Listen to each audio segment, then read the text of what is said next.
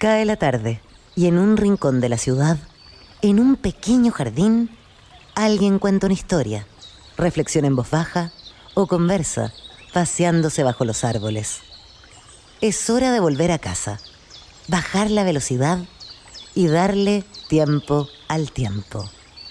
Christian Warnken nos abre la verja de su jardín para que respiremos aire puro y oxigenemos el espíritu. En Pauta, aquí comienza Desde el Jardín. Una presentación de Fundación Irarrázaval, desde 1920, al servicio de la educación, humanismo y técnica.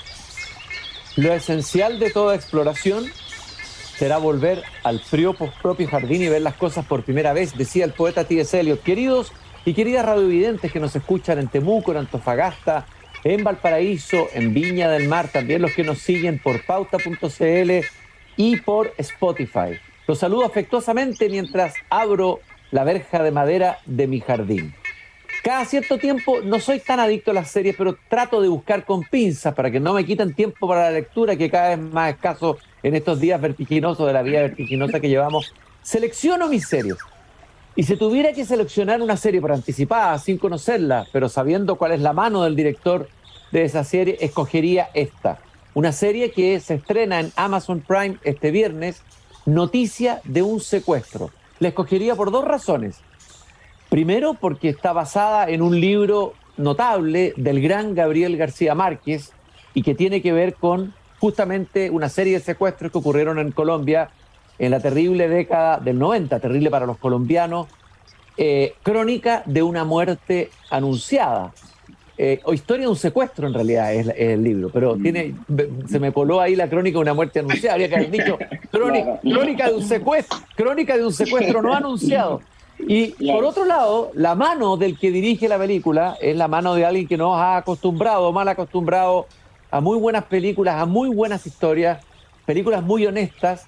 Me refiero al director de cine Andrés Wood, quien no recuerda, por lo menos yo recuerdo muy bien, historias de fútbol, también La fiebre del loco, notabilísima, Machuca, para qué decir, Violeta se fue a los cielos, etcétera, Araña, en fin, una trayectoria sólida y que ahora, además, este trabajo para llegar a esta serie se hizo en Colombia mismo, un trabajo colaborativo, en los guiones, en las historias, conocer ese mundo, en fin, es una historia larga. Quedaría para un pequeño documental, tal vez, que tendrá que hacer Andrés Wood sobre el rodaje de esta propia serie. Andrés, qué gusto de saludarte esta tarde aquí en el jardín. Un gusto, el gusto es mío, Cristian. Muchas gracias por la invitación y por tan buena introducción. Que ya sigue hablando tú nomás. No me des la palabra porque soy una especie de, digamos, puedo devorarme todo el discurso y el programa sería un desastre. Los auditores quieren escucharte tranquilo. a ti. Yo te Andrés, estoy escuchando feliz. Andrés, lo primero que quiero preguntarte es, tú llegaste a esta idea de la serie porque a ti se te ocurrió a partir de una lectura, porque alguien te llamó, porque te llamó Amazon Prime. ¿Cómo es la historia de Noticia de un secuestro que se estrena este viernes en Amazon Prime? A ver, la historia es de un poquito de amistad, ¿eh? Bueno, puede sonar terrible, pero un poco es así este mundo. Pasa lo siguiente, que yo tenía una relación de amistad y sobre todo de confianza creativa con Rodrigo García. Rodrigo García, el hijo mayor de García Márquez, que es un cineasta, un gran cineasta que tiene... Muy buen cineasta. Sí, además es un filósofo que después derivó a la dirección de fotografía y terminó dirigiendo. Y él tiene una película que a mí me fascinó que se llama Las cosas que sé de ti con solo mirarte, que son 4 historias. En los 90 filmó esto, muy femenina. Él tiene una sensibilidad muy especial, que ya hoy día puede ser hasta un cliché, digamos, pero de historias de mujeres, y sobre todo él se ha caracterizado por trabajar con grandes intérpretes, ¿no es cierto? Y tiene relaciones de colaboración muy intensas. Y además ha hecho una carrera en la televisión, grabando capítulos de Los Sopranos, grabando capítulos de Six Feet Under, hizo entera esta del psicoanálisis, ¿cómo se llama? Se me olvidó, In Therapy, algo así se me llama, ¿se acuerdan? Y entonces una persona, y a la vez él ha sido muy generoso conmigo, me ve las películas, me las comenta, le mostró machuca a García Márquez en su momento. Wow. Es muy bonito, o sea, ha sido muy, muy generoso conmigo. Y él, después de la muerte de su padre, él había jurado no relacionarse, digamos, a hacer ninguna adaptación del trabajo de su papá, porque la carga, imagina. Pero este libro, que se llama Noticia de un secuestro, que es una crónica periodística, digamos, se sintió cómodo y me llamó para que lo ayudaran, ¿verdad? Y ahí partimos hace unos 4 años desarrollando el proyecto juntos. Y ahí finalmente los roles que quedaron, porque él se metió en otras cosas, qué sé yo, donde yo coescribí la serie y la dirigí y coproduce porque metí a la productora que tengo con mi hermana. Hicimos finalmente un trabajo de chilenos con colombianos. Y él quiso hacerla en este minuto justamente porque dijo que este era un proyecto que él lo quería hacer en castellano, quería hacerlo en Latinoamérica, particularmente Colombia, con casting colombiano, y las plataformas permiten eso. Y ahí Amazon Prime Video se interesó, digamos, en el proyecto y lo apoyó. Entonces, en el fondo él quiere hacer el proyecto, me invita a ayudarlo y después se mete a Amazon, digamos. Ese es el orden. Independiente de eso, ahora yo estoy hablando mucho, pero independiente de eso, yo había leído el libro recién salido, te diría, y me pareció siempre muy cinematográfico. Yo cuando lo leía, llevaba 2 o 3 años metido en el cine recién, y siempre me pareció muy interesante, y es divertido los recuerdos. Tú que lees tanto, debes tener porque yo, para que veas, yo relacioné ese libro con un libro de Oriana Fallaci, que entrevistaba a un Brigada Roja, que no tiene nada que ver.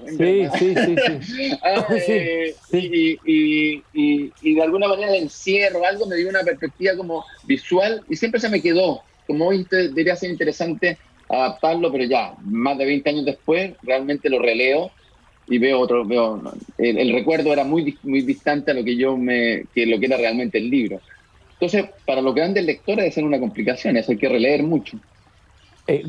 Nabokov decía que la única vez que leíamos de verdad era cuando releíamos. Es una mala noticia, sí, porque tenemos poco tiempo para leer. Imagínate, claro, para releer, porque decía que cuando uno relee, decía Nabokov, uno acaricia los detalles, decía Nabokov.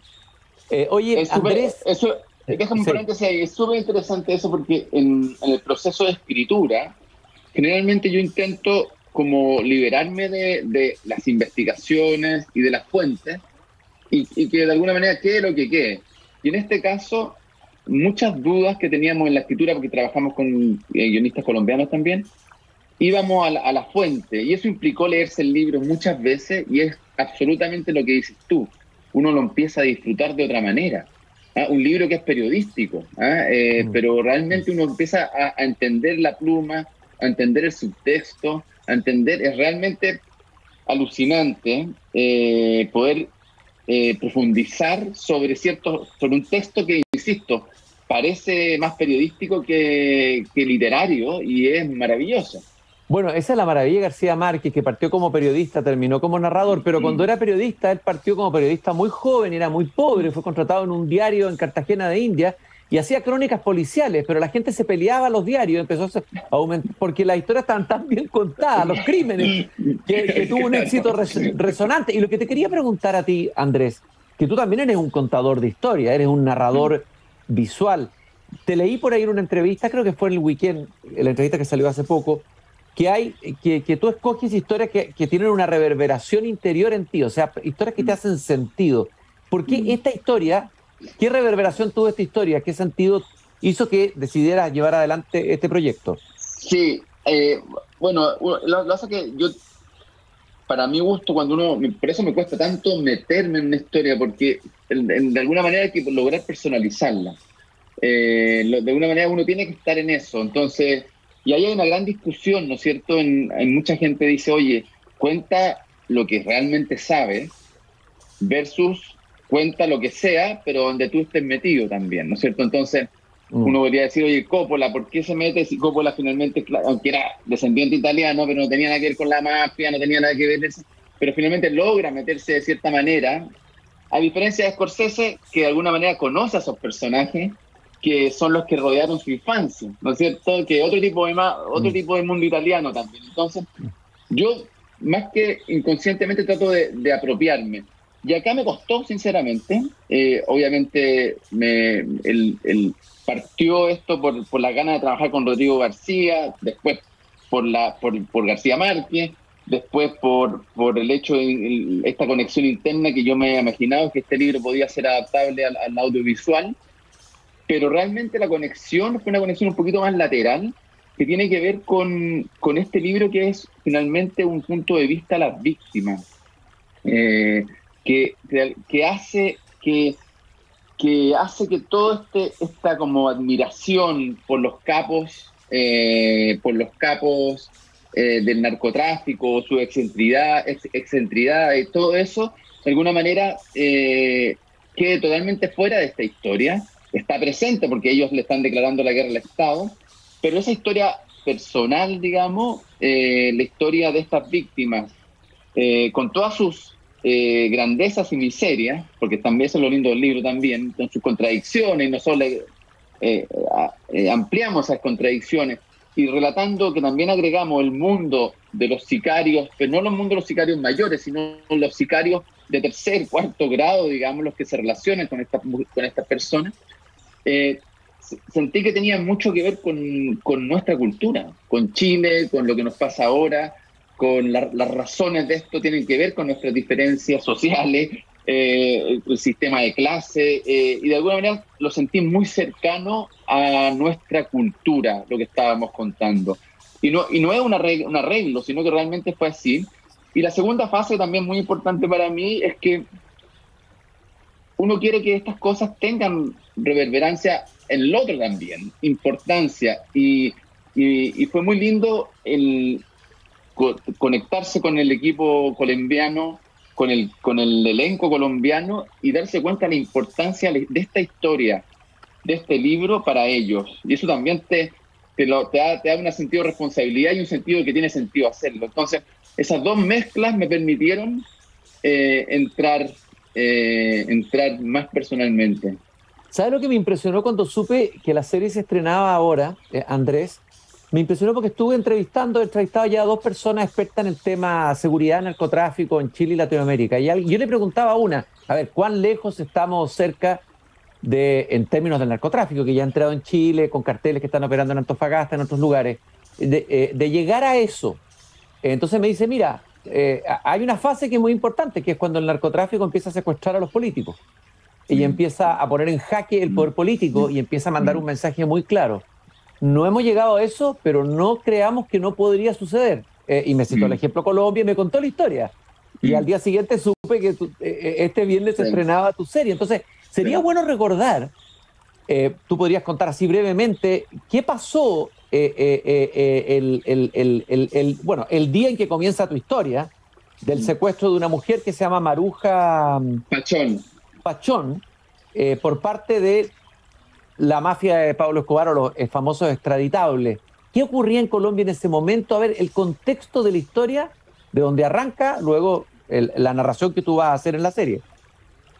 Sí, es interesante, porque bueno, uno puede irse más atrás. Colombia igual ha sido siempre un polvorín en muchos sentidos, pese que después podemos hablar de la idiosincrasia colombiana, que es maravillosa en todo sentido, tenemos mucho que aprender de ello, pero en el fondo la década de los 80 fue como el inicio, ¿no es cierto?, de este negocio del narcotráfico, donde se tomaba como un negocio finalmente. Si finalmente los socios de Pablo Escobar al principio eran empresarios, de alguna manera había un transporte. Bueno, y este señor va agarrando poder, intenta meterse al poder político, y el poder político lo rechaza a medias, porque él fue elegido incluso diputado, y lo rechaza a medias, y ese rechazo a medias él lo toma como una gran afrenta y le declara la guerra al Estado, de una.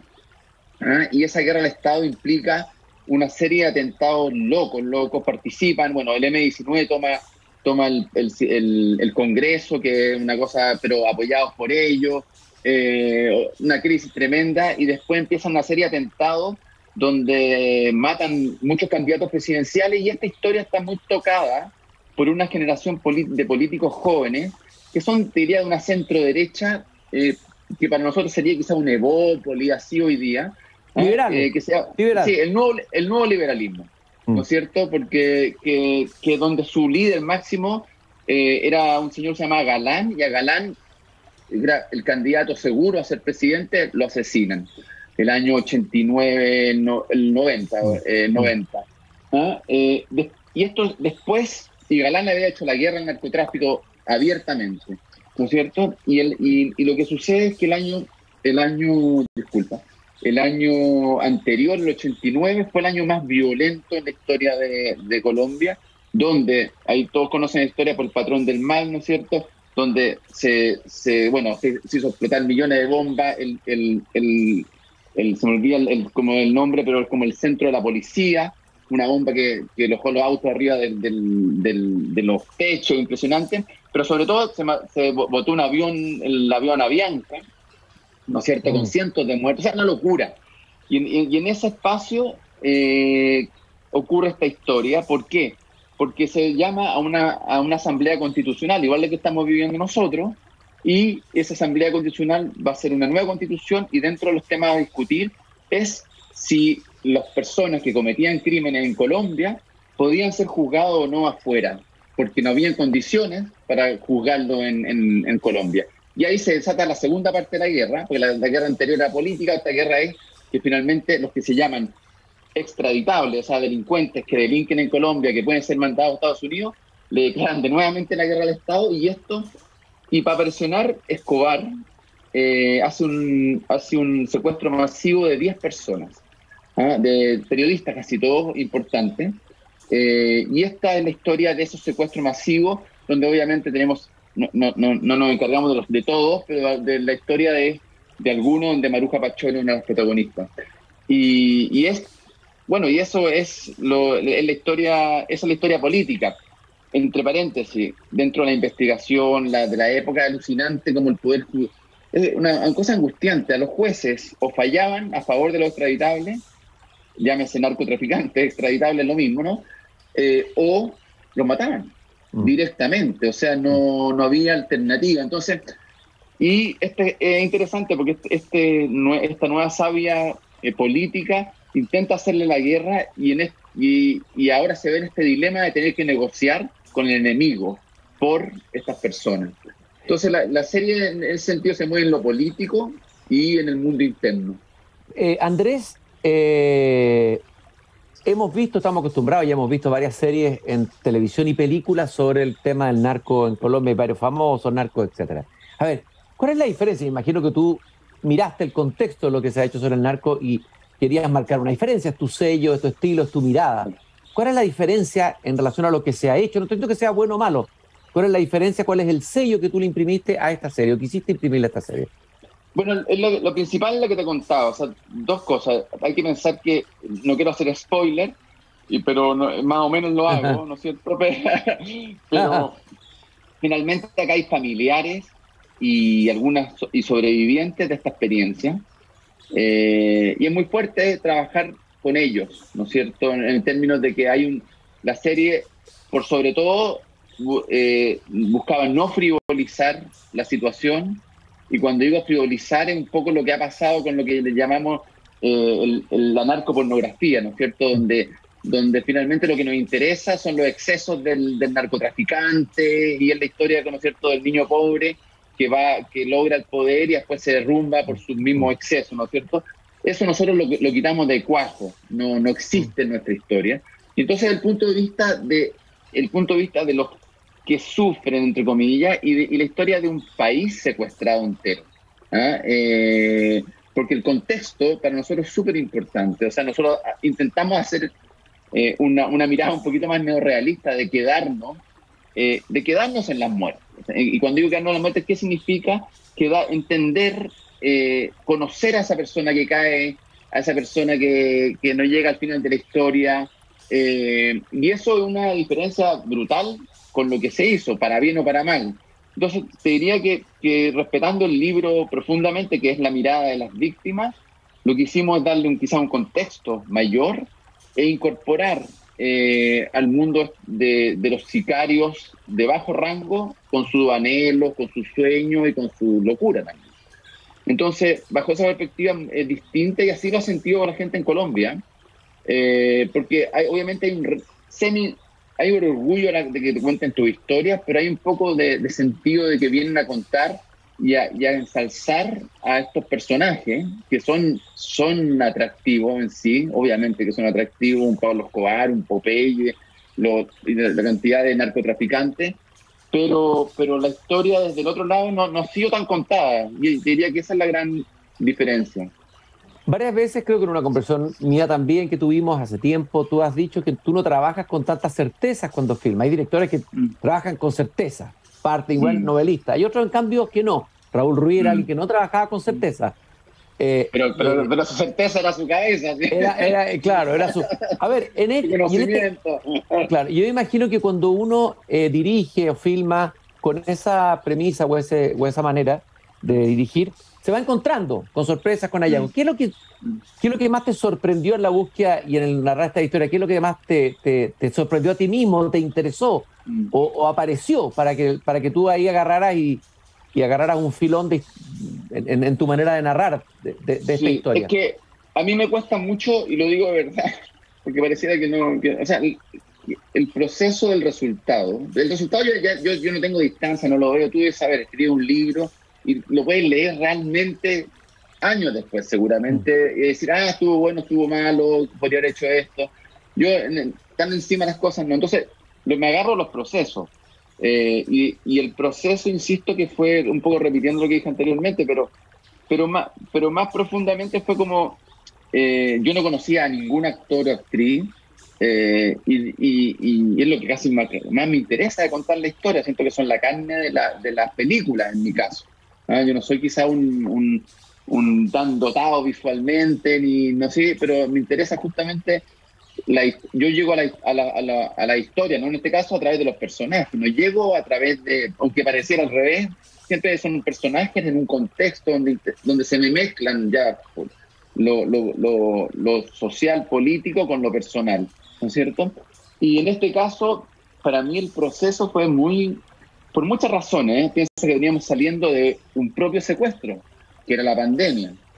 El trabajar nuevamente era una sensación de revalorización, de, oye, qué suerte tenemos de estar en este oficio contando historia, en este proceso colectivo, y yo creo que todo el equipo estuvo muy así.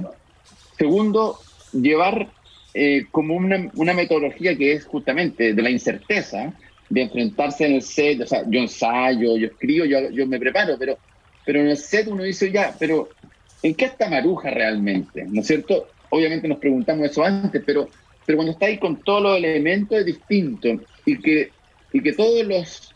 la gente, particularmente los actores y actrices, entraran en ese juego, digamos, y lo disfrutaran, y lo celebraran, y de alguna manera fuéramos capaces de construir colectivamente esos espacios que son más allá de la escritura y la preparación. También fue como un regalo. Me dejó muy motivado, porque a veces pienso que las conexiones más íntimas tienen que ver con el lenguaje, cómo se habla, cómo se dice, y yo, pese a que uno habla del mundo latinoamericano, tenía mis dudas realmente qué nexos profundos teníamos. A mí me pasaba, yo vivía en Estados Unidos y había algo cultural que tenía que ver con el habla, con no sé qué, que había un límite en la profundidad donde yo podía llegar. Y acá me pasó que dije, oye, tenemos muchas cosas en comunes, profundamente en comunes, podemos hablar de sentimientos profundamente. Estoy diciendo una obviedad, ¿no es cierto? Uno lee los clásicos o las películas, cruzan todo eso, pero me pasó a mí eso, que finalmente el proceso fue para mí un gran regalo por las circunstancias, por trabajar en otro país y por acercarme a otra cultura más encima, donde sí hay ciertas diferencias en un país tan exigido como le estamos nosotros exigiendo a nuestro país, a un país que vive en crisis, efectivamente, igual que toda Latinoamérica, pero que tiene un sentido del presente mucho mayor, versus nosotros que tenemos un sentido de los deberes y derechos, digamos, como tan latente últimamente, ¿no es cierto? Estamos como cobrando o que nos cobren, versus una sociedad que es violenta, que tiene muchas cosas muy potentes, pero que tiene un sentido del presente que nosotros deberíamos aprender. Oye, Andrés, tú dirigiste una serie que vimos acá en Chile, Ecos del Desierto, sobre la Caravana de la Muerte. A ver, hablemos del género serie para un director de cine que Sí. está acostumbrado a un formato más grande, como a un novelista sería, no sé, hacer un folletín por entrega, como lo hacían antes por lo más Dostoyevsky. Claro, Sus novelas eran, eran series. Los hermanos Karamazov lo hizo el periódico. Sí. A ver, ¿qué aprendiste de una serie a otra y cuán distinto fue este trabajo? ¿Cuál es el salto desde esos Ecos del Desierto a esta serie en términos del trabajo con el género? Sí, yo, y lo digo quizás con vergüenza, no soy un gran conocedor de los formatos, o sea, no soy un gran consumidor de series. ¿Ah? Me cuestan, veo un capítulo, dos, y ya quiero ver la película, quiero que me... Sí. y hay cosas maravillosas, y las que me gustan, tiene que ver como que destruyen las normas estructurales un poco. Llámese, a mí me fascina, por ejemplo, Mad Men, que tampoco la he visto entera, pero cada capítulo es un individuo en sí mismo. Uno te sorprende porque no está siguiendo las reglas, el personaje no necesariamente tiene un objetivo, se queda pegado en una situación y de alguna manera quizás ese es mi modelo. Y lo hicimos en Ecos bastante así. Ecos tiene un formato raro, es un formato que cada capítulo obviamente hay una historia que funciona del 1 al 4, pero cada capítulo estructuralmente se maneja en forma distinta, y acá, pese que estaba la estructura del libro y tratamos de seguirla porque el libro es interesante, ¿no es cierto? Cada capítulo, los pares o los impares, uno es del mundo exterior y otro del mundo del encierro, ¿no es cierto? Como de alguna manera va haciendo un puntapié así, pero claro, este otro no pudimos hacer eso, no fuimos capaces de hacer eso, pero sí cada capítulo tiene una morfología distinta, y eso yo creo que más que aprender, yo siento que es una definición de cómo me enfrento al trabajo. ¿Ah? Y tiene que ver como un poco, yo lo planteo así, que cuando me planteo la escritura, me planteo un poquito como una cosa un poco jazzística. De ir encontrándole, ¿qué le falta? Lo veo muy musical, y esta serie, pese a que obviamente es una serie basada en un libro que tiene cierto inicio y fin, etcétera, etcétera, cada capítulo es muy distinto, y eso a mí por lo menos me gusta como... Y no sé qué he aprendido. La verdad que muchas veces pienso que he perdido, sinceramente te digo. A veces pienso que ganas de tener esa frescura, que ganas de tener, de saber entre comillas menos, que ganas de ser más ingenuo, para poder crear más libremente. Y esa es mi pelea. Oye, Andrés, a ver, en los últimos minutos que nos quedan, los personajes, dijiste tú que eran muy importantes para ti. Desde ahí construye. Me imagino, por lo tanto, los actores y actrices son tremendamente importantes. Me gustaría que nos hablaras un poco del elenco, quiénes son los actores y actrices, qué descubriste ahí. Háblame un poco de eso. Sí, bueno, primero hay que pensar lo siguiente, o sea, yo no tenía ningún conocimiento porque cuando uno ve las series que se hacen en Colombia, no sé, no tenía ninguna idea del universo de actores y actrices. Y estaba muy apegado a mi mundo, que son la gente que te confianza. Es como, no sé, ir a jugar a la pelota con otro equipo, cambiarse de equipo, debe ser difícil. Y me pasó que el casting lo hicimos por Zoom. La gente se grabó en su espacio, plena pandemia todo esto, ¿no? Por Zoom. Y esto iba unido a fotos. Y las fotos tienen otro sentido cultural, son fotos de gente arreglada, que no tiene nada que ver con el proyecto, te fijas, ¿no? Gente muy para la televisión, para que se venden de otra manera, ¿no es cierto? Entonces yo estaba muy atemorizado realmente de cómo podía trabajar. Y en la medida que fuimos haciendo este casting, que era por Zoom, que era en el fondo un proceso bastante largo, primero el castinero hace una cosa universo, uno elige, se hace un segundo llamado, se conversa con la persona, se hace un tercer llamado, y Y ahí se define, digamos, con la plataforma, con Rodrigo García, con mi hermana María Elena. Y realmente me alucinó, y quizás una de las fortalezas de la serie es que hay un universo de actores y actrices en Colombia tremendo, inmenso, y lo digo en qué sentido, que los protagónicos maravillosos, y eso está claro, ¿no es cierto? Está Juan Pablo Raba, que es una persona con mucha experiencia, está Cristina Umaña, está Mayita Itza, claro, está Julio Restrepo, ya, perfecto, pero todas las personas, los pequeños, los que tienen una frase, los que van un día a la grabación, los que tienen que subirse con personas que han trabajado 2 meses en el personaje, para mi gusto están a un nivel muy, muy alto y me dejó muy contento. Que el cine que me interesa a mí, o sea, un poco quedarme en el contexto, quedarme en la persona secundaria, quedarme en lo que estamos viendo más allá de la historia que estamos contando. Y en ese sentido te digo que quedé muy, muy, muy gratamente impresionado del nivel total del casting. Bueno, yo después de escuchar y de escucharte en esta conversación he quedado con unas ganas tremendas de ver esta serie. Además son 6 capítulos, no son esa serie interminable, como tú decías. Claro. La vamos a ver de todas maneras, te la vamos a comentar después. Invitamos a todos los radiovidentes, yo les digo así a los radioescuchas, porque al escuchar no nos ven. Los invito a seguir esta serie que comienza este viernes en Amazon Prime. Noticia de un secuestro que tiene como base el libro Historia de un secuestro de Gabriel García Márquez, dirigido por Andrés Wood. Andrés, muchas gracias por darte este tiempo en medio de tu exigente agenda de trabajo para conversar conmigo sobre este interesantísimo proyecto Desde el Jardín. Un placer y muchas gracias por la invitación y nada, muchas gracias por ayudar a mí a dar cuenta de que la serie existe. Así que muchas gracias.